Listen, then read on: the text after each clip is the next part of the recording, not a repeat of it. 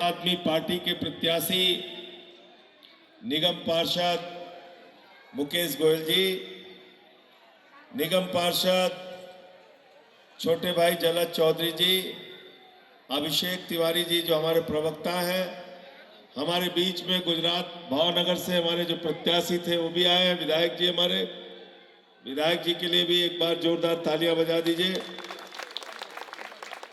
और मैं आप सबसे अनुरोध करूंगा कि हमारे एक एक कार्यकर्ता के लिए पहले जोरदार तालियां बजाइए जिन्होंने इतनी बड़ी सभा का आयोजन यहां पे किया। साथियों और दोस्तों, ये पार्टी आपकी पार्टी है, आपने इसको अपनी ताकत से बनाया। जब केजरीवाल जी ने पार्टी बनाई लोग हंसते थे हमारे ऊपर। ये विपिन कब से जुड़े तुम्हें? अन्ना आंदोलन से, अन्ना आंदोलन से। ये जलद, ये अभिषेक, ये सब अन्ना आंदोलन से बहुत पहले से सारे साथी जुड़े हुए हैं।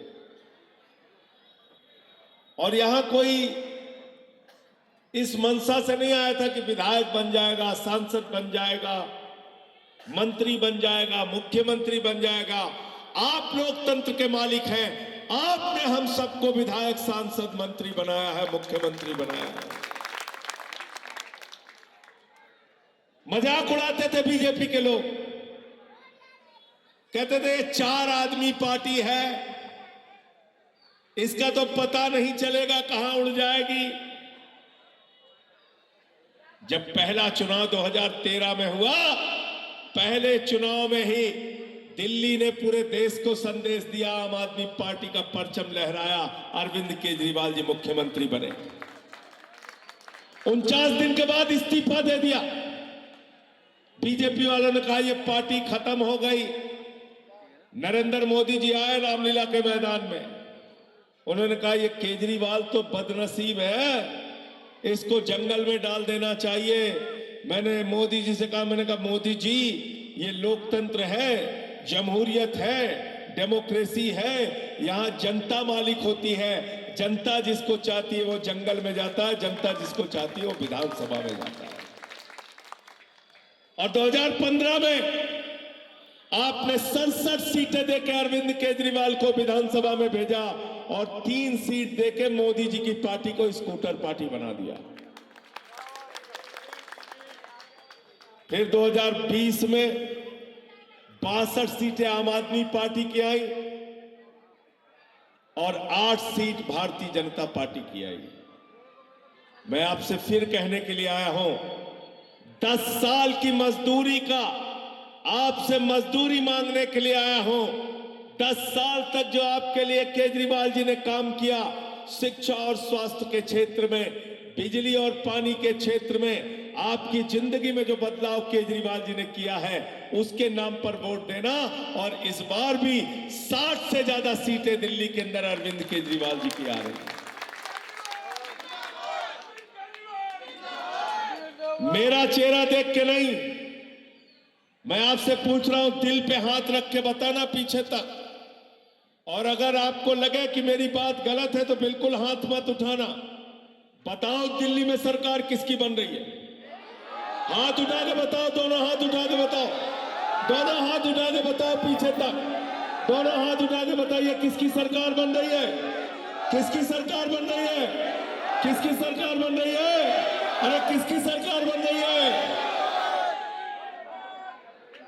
बीजेपी वालों को बता दो केजरीवाल की सरकार बन रही है। और जब केजरीवाल की सरकार बन रही है तो वोट बर्बाद करने से कोई फायदा है क्या? फायदा है क्या? इस यज्ञ में आप लोग भी शामिल हो जाओ और भारतीय जनता पार्टी के ऊपर झाड़ू चला दो। चलाना नहीं चलाना बताओ। हमसे पूछ रहे क्यों चलाना, मैंने कहा मैं बताता हूं क्यों चलाना। जब केजरीवाल जी मुख्यमंत्री बने, सरकारी स्कूलों का दौरा करने जाते थे, मकड़ी के जाले लगे रहते थे सरकारी स्कूलों में, बच्चे टाट पट्टी पे बैठ के पढ़ते थे, बेटियों के लिए टॉयलेट का इंतजाम नहीं होता था।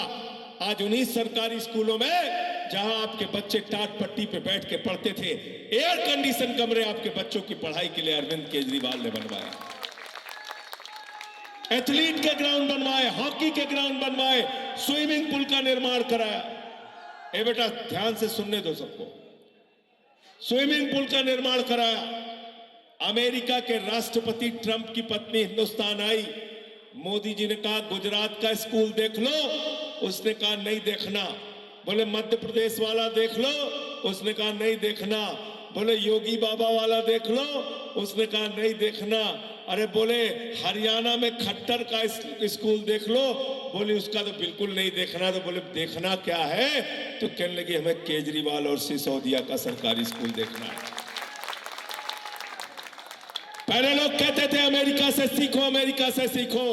आज अमेरिका वाला कह रहा है केजरीवाल से सीखो, आम आदमी पार्टी से सीखो, टोपी वालों से सीखो।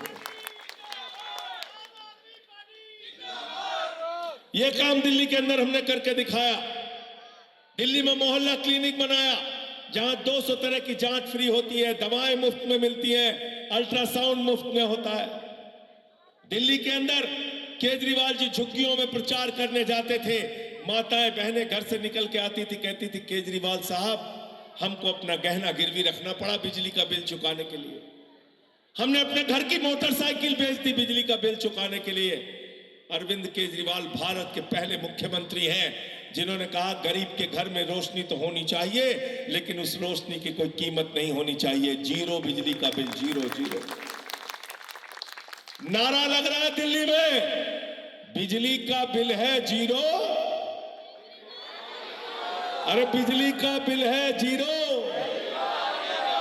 बिजली का बिल है जीरो, अब पानी का बिल है जीरो, अरे बस का किराया है जीरो, बुजुर्गों की तीर्थ यात्रा का किराया है जीरो। केजरीवाल है हीरो, सब कुछ फ्री दिया। तो भाजपा वाले चिल्लाने लगे, कहने लगे अर्थव्यवस्था बर्बाद हो जाएगी, दिल्ली तो बर्बाद हो जाएगी।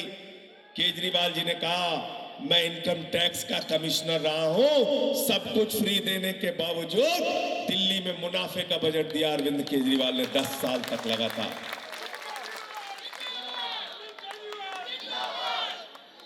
अब फार्म भर लिया कि नहीं? सब लोग फार्म भरा है कि नहीं?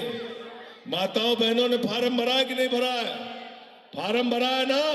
अरे जिसने नहीं भरा है, सरकार बनने के बाद फिर से फार्म खोला जाएगा, फार्म भर लेना। 2100 रुपए हर महीने महिला सम्मान राशि आपके खाते में आएगी। बताया ना सबको मुकेश जी? फार्म भरवाया कि नहीं भरवाया? जिनका 30,000 फॉर्म यहां भरे गए, जो बचे होंगे उनका फिर से भरवा देना चुनाव के बाद। 2100 रुपए की महिला सम्मान राशि, और बुजुर्गों की, जिस घर में 5 महिलाएं हैं वहां पर 10,500 रुपए महीने आपके खाते में आएगा। साथियों और दोस्तों, दिल्ली के अंदर संजीवनी स्कीम हम लेके आए हैं। 60 साल के ऊपर के बुजुर्ग जिनके इलाज के लिए इंश्योरेंस कंपनियां तैयार नहीं होती, बेटे भी कहते हैं बाप बूढ़ा हो गया इलाज नहीं कराऊंगा, केजरीवाल ने कहा इलाज में 1 लाख खर्चा होगा तब भी हमारी सरकार देगी, 20 लाख खर्च भी होगा तो भी केजरीवाल की सरकार देगी। संजीवनी स्कीम, और पुजारियों के लिए, ग्रंथियों के लिए 18,000 रुपए की महिला सम्मान राशि हर महीने उनके खाते में दी जाएगी। भाजपा पागल हो गए, कह रहे तो केजरीवाल तो चुनावी हिंदू है, कह रहे हैं ये लोग तो सिर्फ चुनावी हिंदू है, कह रहे हैं ये पुजारी ग्रंथियों को पैसा दे रहे हैं, कह रहे हैं चुनावी हिंदू है। मैंने कहा भाजपा वालों, हमने तो दिल्ली में ऐलान कर दिया 22 राज्य में तुम्हारी सरकार है, तुम भी इसको लागू करके दिखाओ स्कीम, तो हम समझेंगे तुम कौन से हिंदू हो। लागू करके दिखाओ। ये नहीं करेंगे। ये क्या करते हैं? पूर्वांचल के लोगों को गाली देते हैं। हमारे यहां यूपी बिहार के लोग हैं ना, पूर्वांचल वाले हैं कि नहीं? हाथ उठा के बताओ। पूर्वांचल शक्ति जिंदाबाद। क्या बोले संसद के अंदर? मैं वहां बैठा हुआ था संसद के अंदर।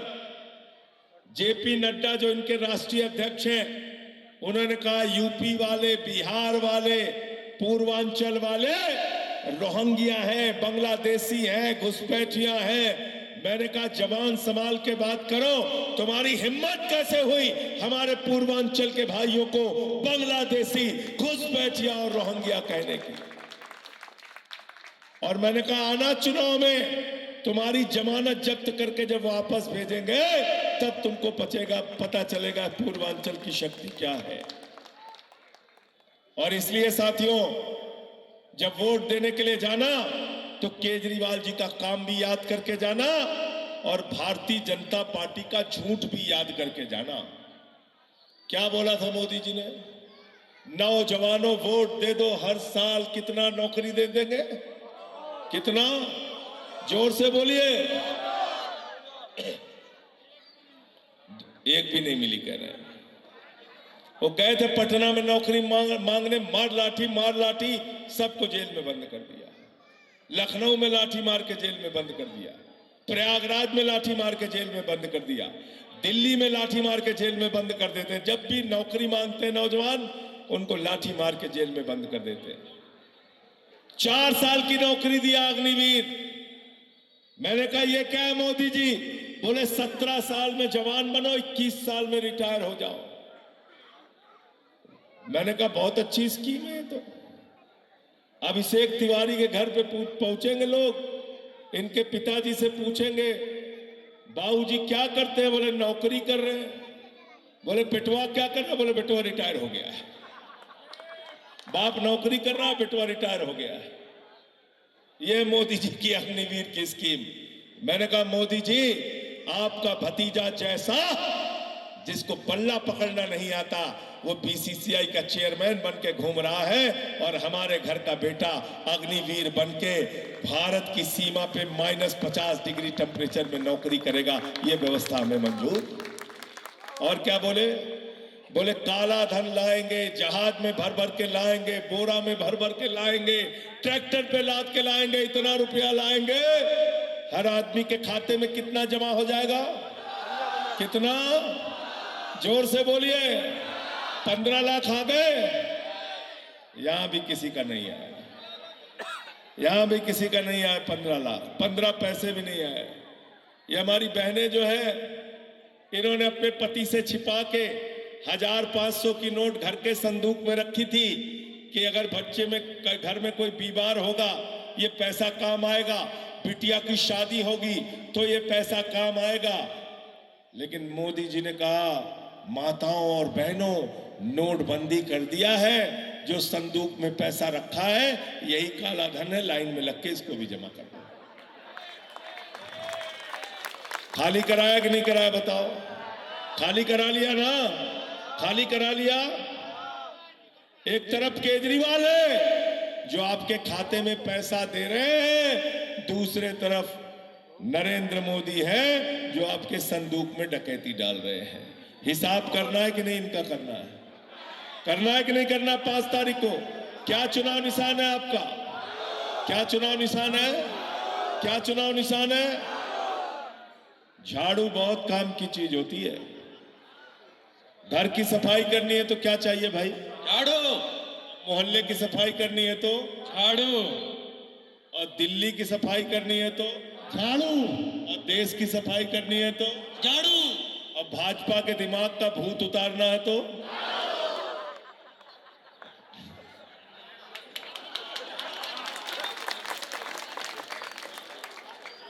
नाराज हो गए भाजपा वाले हमसे, कहने लगे संजय सिंह जी आप ये बताइए, आप ऐसा क्यों कह रहे हैं कि हमारे दिमाग पे भूत सवार है? हमने कहा बचवा रुका तो के समझाओ थे, कहते कि भूत सवार है। तो हमने उनको समझाया।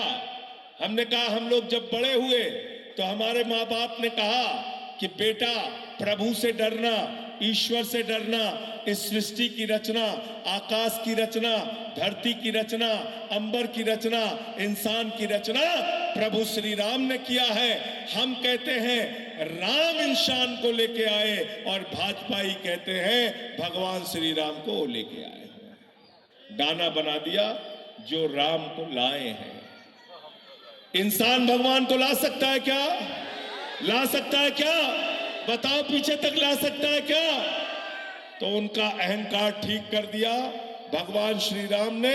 अयोध्या हारे, प्रयागराज हारे, चित्रकूट हारे, कौशाम्बी हारे, सीतापुर हारे, रामपुर हारे। अब दिल्ली की बारी है, दिल्ली में इनका सफाया करना नहीं करना, बताओ। करना है ना? और एक बात याद रखना, झुग्गी के सबसे बड़े दुश्मन कौन है? कौन है? झुग्गी सबसे ज्यादा तोड़ने का काम किसने किया? किसने किया? किसने किया? बुलडोजर लेके चलते रहते हैं। तो इस झुग्गी में बुलडोजर चलाओ, कभी उस झुग्गी में बुलडोजर चलाओ, आपकी फ्री बिजली, फ्री पानी, शिक्षा, इलाज सब बंद कर देंगे लोग, खाली बुलडोजर चलाएंगे आपके ऊपर। इसलिए आने वाली 5 तारीख को झाड़ू का बटन दबा के केजरीवाल जी को चौथी बार दिल्ली का मुख्यमंत्री बनाना है। प्रचंड वोटों से उनको जिताने का काम करना है। और इस बार 8 फरवरी को बीजेपी वालों को जवाब दे देना कि अगर तुम हमको जेल में डालोगे, गुंडागर्दी करोगे, तो हम तुमसे लड़ेंगे, लड़ेंगे, लड़ेंगे, लड़ेंगे, लड़ेंगे। बहुत बहुत शुक्रिया, बहुत बहुत धन्यवाद।